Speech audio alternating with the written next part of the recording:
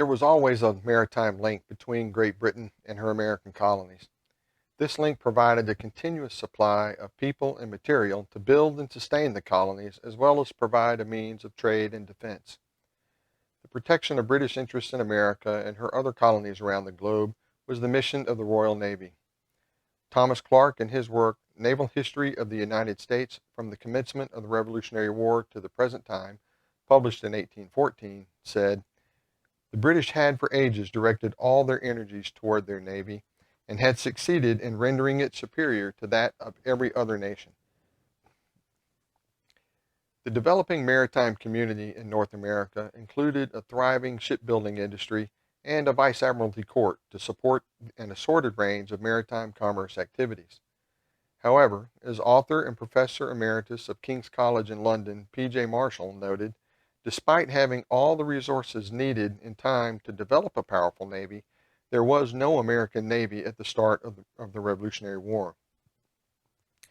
Marshall went on to note how the Americans were able on a few occasions to collect groups of small craft for operations near shore or on a river, and they were also able to raise an effective force of privateers that rendered considerable damage to the British merchant fleet. However, there was no formation of blue water naval vessels to conduct operations against the Royal Navy on the high seas. For comparison, in 1776, the Americans had 27 ships against the almost 270 of the Royal Navy. Therefore, the Americans, at least in the minds of the British, did not present any significant threat to the British at the start of the war. The British presumed this war would be fought primarily on land. However, as it turned out, sea power played so vital a part in the winning of American independence that it could be argued that the lack of a proper strategy for the use of the Royal Navy was the reason the British lost the war for American independence. In 1775, at the start of the war, the British Army had 3,500 troops in Boston. The Royal Navy in America was based at Halifax, Nova Scotia, and had only one squadron in the waters of the colonies based out of Newport, Rhode Island, under the command of Vice Admiral Samuel Graves. This was not more than 24 ships at any given time. These ships were the remnants of the force that brought the British troops garrisoned in Boston from England. The following year, in 1776, when the British repositioned to New York in late June, they brought a much larger naval force under command of Admiral Molyneux Schuldheim, consisting of 40 warships and nearly 130 transports, carrying General William Howe's force of nearly 30,000 British and Hessian troops. The size of the Royal Navy in America at this point in the war was the largest it would ever get. But unfortunately for the British, they would learn the hard way over the summer of 1776 it was not made up of the right kind of ships. This issue was taken up by Admiral Richard Howe, the brother of General William Howe, when he took command of the North American Squadron in mid-July 1776 in New York. The British fleet in America was built primarily of large ships of the line, ships that were big, heavy, and heavily armed to do battle with opposing fleets of similar construct, or as a blockade and bombard coastal cities and towns, as per the British strategy for use of the British fleet during the American War. However, as already established, there was no American Navy to confront the British, and for the moment there were limited opportunities for shore bombardment. For the latter, they were put to limited use in bombarding American forces at Bunker Hill outside Boston, on Long Island, and in Charleston, South Carolina. But due to their draft, or how deep they drew in the water, they could not operate close to shore or in tidal areas of shallow water. Being limited in their ability to maneuver puts large vessels at risk and limits their capability.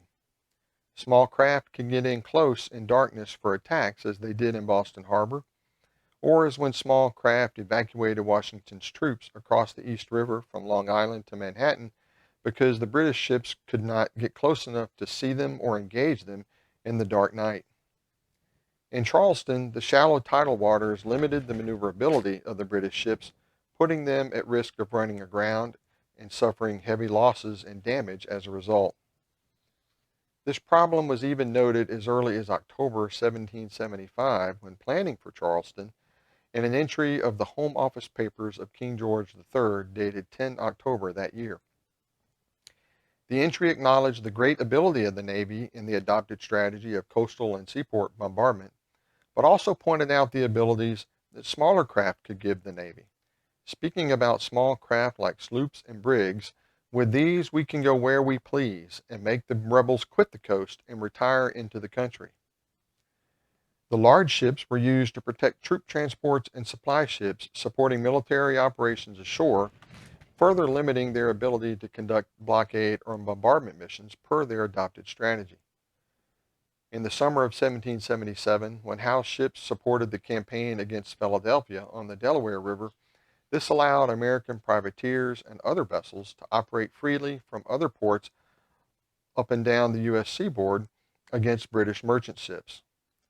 The naval historian Sam Willis wrote of this predicament stating, "Gradually the hidebound admiralty realized the need for more sloops and brigs in North American waters, by which time the French had joined the war, and there was a need for ships of those types in European waters too." This raises another issue faced by the Royal Navy during this period: British naval commitments around the globe at the time. Following their success in the 7 Years' War, the British truly held a global position for commerce and trade. One of the greatest naval historians of all time, Alfred Thayer Mahan, noted in his masterpiece, The Influence of Sea Power Upon History, 1660 to 1783, how Britain used its status as a maritime power to gain wealth and ruled the sea during wartime through its navy, by the number of its subjects who lived on the sea or by the sea, and by its numerous bases of operations scattered about the globe. Therefore, British naval efforts in America were prioritized among the other obligations around the world, and as historian James Holmes notes, London demoted the colonies to preserve higher priorities in the Caribbean Sea, maritime Europe, and the Indian Ocean. Remarks made by members of the British Admiralty on the resources needed in North America right from the start reveal a lack of respect for the capability of the Americans to stand up to the might of the British Army and Navy. When the House of Commons voted on the force of ships and soldiers to send to America to suppress the rebellion, some thought the numbers too low. As naval historian Robert Beatson noted, the naval minister affirmed that the low establishment proposed would be sufficient to effect the reduction of the colonies to obedience, and spoke with contempt of the power and courage of the Americans. This battle of priorities may have succeeded elsewhere, but not in America. James Holmes, the J.C. Wiley Chair of Maritime Strategy at the United States Naval War College, reviewed the state of the Royal Navy following the 7 Years' War when actions were taken to downsize the Navy to save money.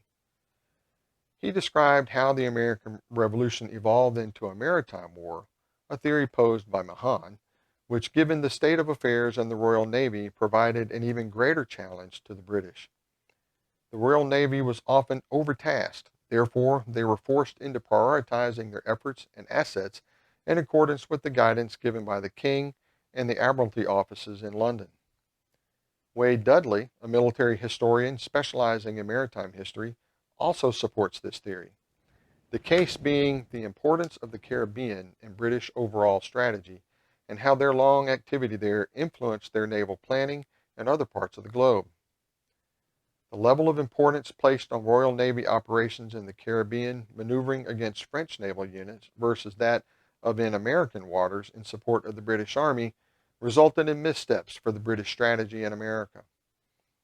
It was also key in the reduction of Britain as a supreme naval power, as noted in correspondence from the First Lord of the Admiralty, Lord Sandwich, to the British Cabinet in 1779.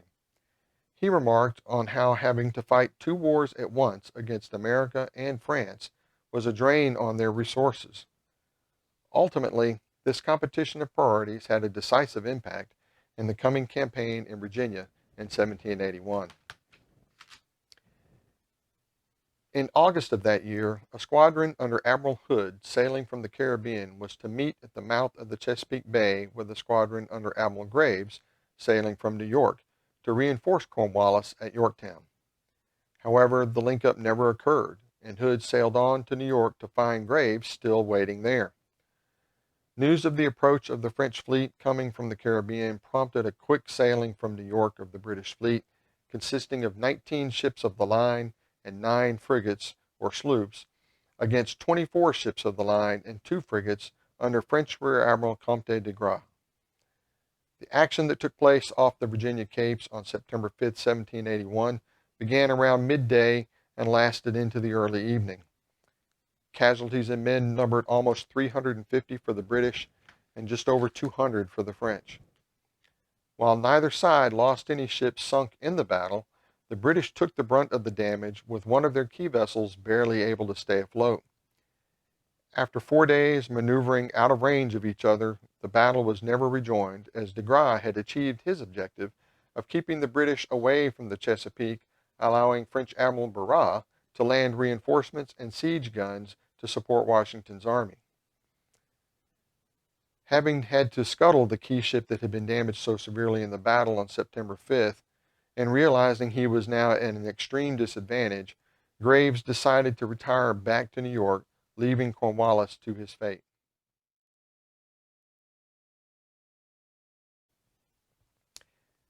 In summary, the Army and Navy of Great Britain were more than capable of defeating the Americans in the Revolutionary War, yet they did not.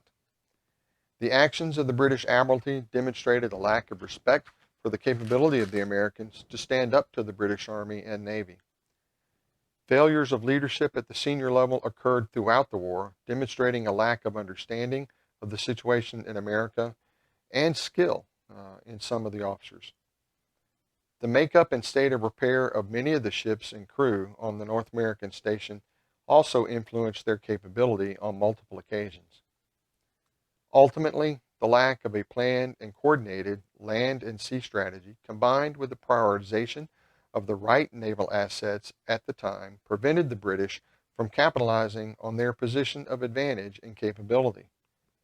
Nowhere was this more evident than in the Navy's failure to succeed off the Virginia Capes in September 1781 against the French fleet, leaving Cornwallis on his own to suffer defeat and surrender at Yorktown.